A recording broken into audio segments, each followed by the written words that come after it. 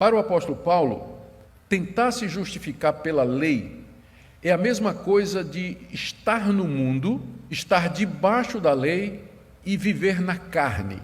É a mesma coisa. Essas coisas, carne, mundo e lei, pertencem ao mesmo universo. Se você tenta se justificar diante de Deus, observando a lei de Deus, guardando os preceitos da lei, o que vai acontecer é que, em vez de salvação, você verá despertado em você os desejos da carne. A lei provoca a carne, estimula a carne. E como resultado você vai viver como as pessoas do mundo vivem. O efeito é o contrário. Então, nesse universo, o vocabulário é lei, mundo, carne, escravidão, morte, afastamento de Deus, que era, ao final, o resultado daquilo que os judaizantes estavam ensinando, de acordo com o apóstolo Paulo. Do outro lado, você tem o vocabulário que define o evangelho da graça. Viver na graça é a mesma coisa de estar livre da lei, vencer a carne, andar no Espírito e experimentar a liberdade que Deus nos deu. São dois sistemas opostos, completamente opostos um ao outro.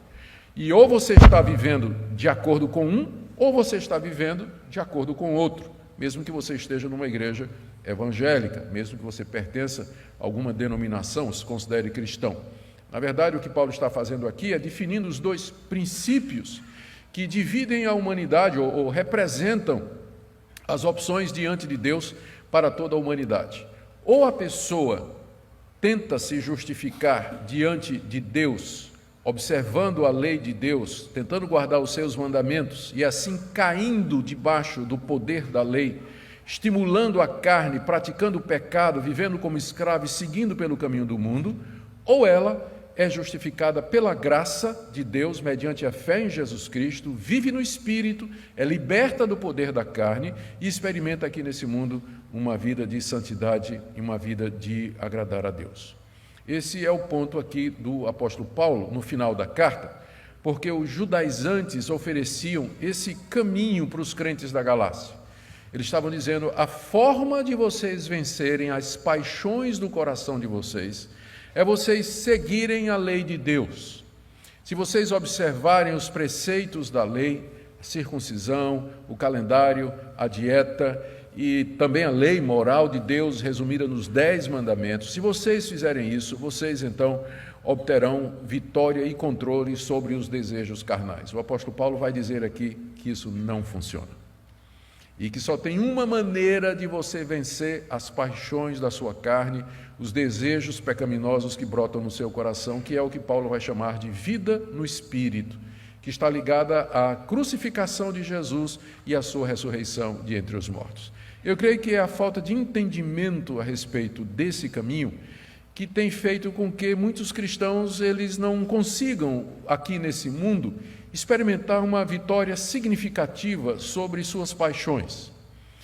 Eles sabem que estão errados, eles reconhecem o erro, reconhecem o pecado, tentam com todas as suas forças subjugar os seus desejos, apenas para se verem derrotados no dia seguinte ou 2 dias depois de terem feito propósitos, tomado resoluções, por aí vai.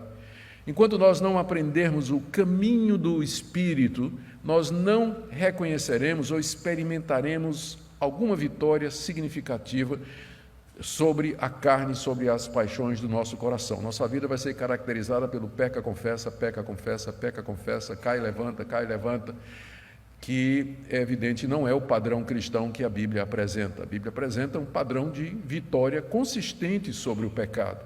Não perfeição, mas uma vida onde o pecado é acidental e não nos define. Eu não posso ser conhecido por ser linguarudo, imoral, impuro, desonesto, uma pessoa temperamental que explode, que não tem domínio próprio, que vivo me embriagando, vivo falando mal dos outros. É evidente que não. A Bíblia fala de uma nova vida, fala de uma transformação, de um novo andar, no qual as virtudes cristãs são exibidas e onde aquilo que caracteriza a vida sem Deus é mortificado. Infelizmente, às vezes, a nossa ênfase, nós temos que lembrar que a ênfase que nós damos na igreja reformada, a depravação total, tem que ser contrabalanceada pelo ensino a respeito da graça de Deus em Cristo Jesus e o poder do Espírito Santo para nos libertar do domínio do pecado, para que nós não caiamos, primeiro, no extremo de pensar que é normal o crente, quando orar, dizer assim: Deus me perdoa, porque eu vivo pecando em pensamentos, palavras e atos, milhões de pecados. Está alguma coisa errada com você, meu irmão. Como assim que você o tempo todo está pecando por pensamento, palavras e obras?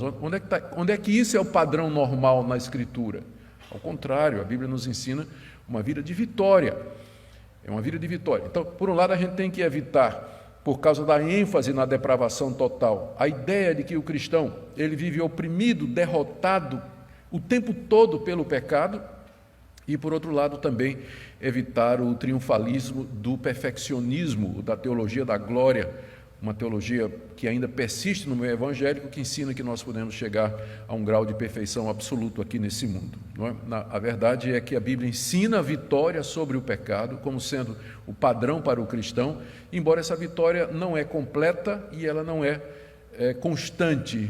Infelizmente, aqui e acolá, alguma coisa acontece. Eu ilustro isso sempre com uma experiência que a Minka e eu tivemos quando moramos na África do Sul.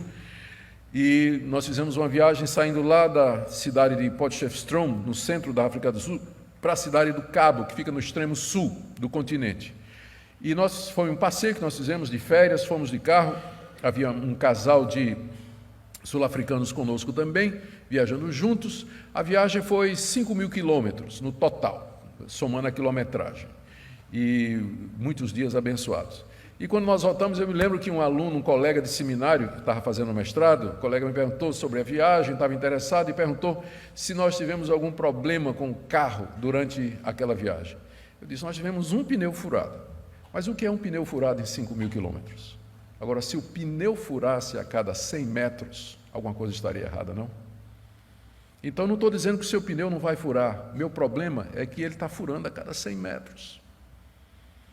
Esse é o problema. A vida cristã que nos é apresentada na Bíblia é uma vida de vitória. Vitória sobre o pecado.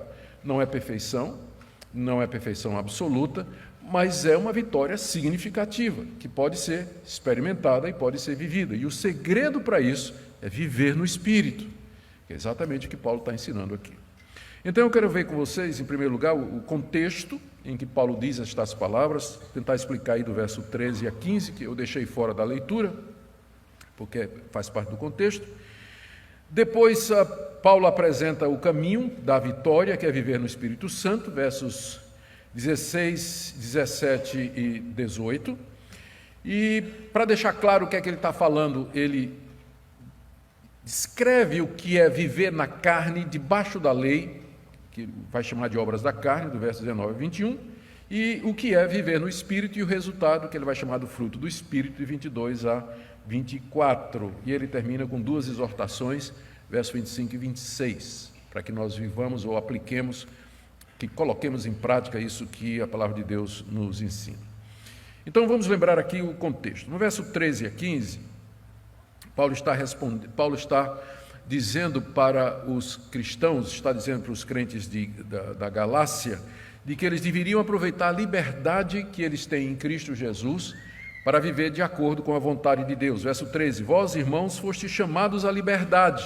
Deus nos chamou para isso. A liberdade aqui é a liberdade do domínio do pecado sobre nós.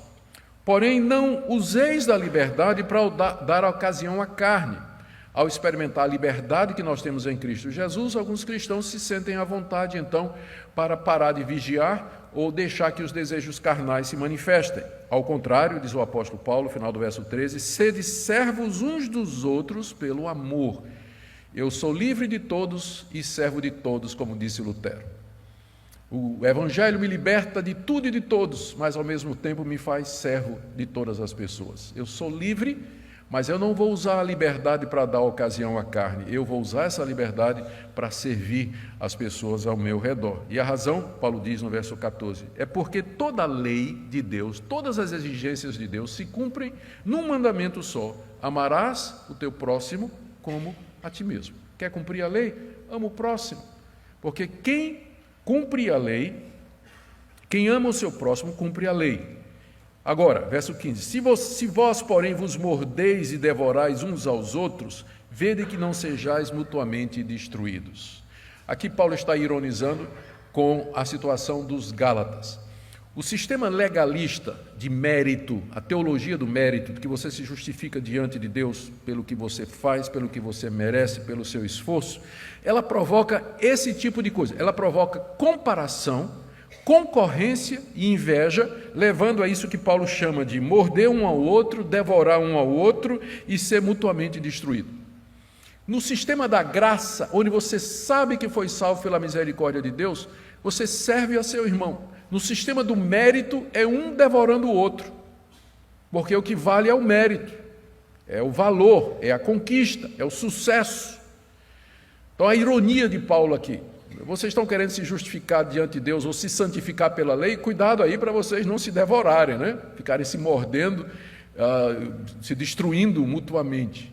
Em contraste a isso, aí sim, agora ele introduz no verso 16: digo, porém. O porém aí faz o contraste, né? Em vez de vocês se devorarem, se destruírem, tentando se justificar diante de Deus pela lei ou guardar as obras da lei, Paulo agora introduz o que ele chama de vida no Espírito. Olha a declaração do verso 16: digo, porém, em contraste ao que foi dito, andai no Espírito e jamais satisfareis a concupiscência da carne.